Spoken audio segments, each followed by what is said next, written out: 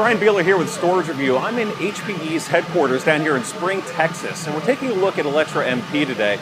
Now, Alletra MP has been out a little while. They just had a big release 4, which added new features and capabilities, and we're going to tear into all of that.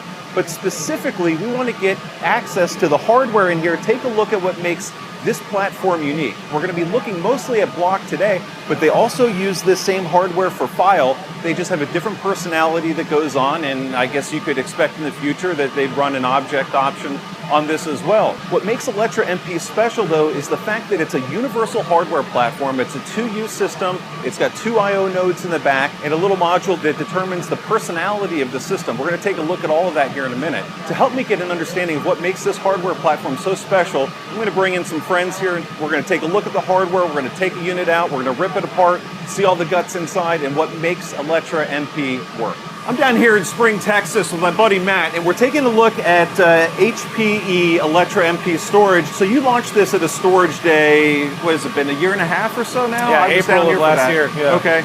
And that was an exciting time, but it was also a big change for HPE to go away from dedicated storage SAN appliances. What really precipitated the move to go to MP? Basically, what we saw in the industry was a change of how people look and adjust. I think the pandemic taught us a lot about predictability and what we can and can't predict. So what we looked at storage and said, okay, we need it to be scalable, we need it to last a long time, and we need it to be easy to manage and adjustable. Right. And that's what we did, is we created a platform to where I can start small and scale up without having to buy everything I need now and then prepare for 5 years in the future. And that's what this platform allowed us to do. And I think what's really cool about it is, like I said at the beginning, you can do block or file on this with just changing the personality, right? Yeah, so we have an M.2 drive in there that basically the OS installs on. And whatever OS you need to put on that, you can install that OS. Yeah, that's on that long stick that we'll take a look at. I remember seeing that at the launch. Yeah. That blew me away.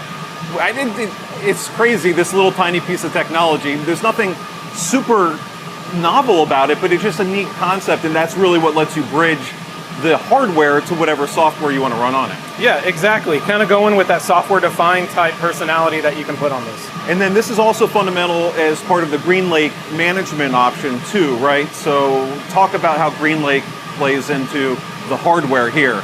Yeah. So we call our personalities like GreenLake for block or GreenLake for file and so on and so forth. So it's all managed via our GreenLake Cloud platform using what we call Data Services Cloud Console. Right. With the Data Services Cloud Console, you have nothing to install to manage this. One thing that might confuse people about GreenLake is thinking that it's more of a financial model. It's not. It can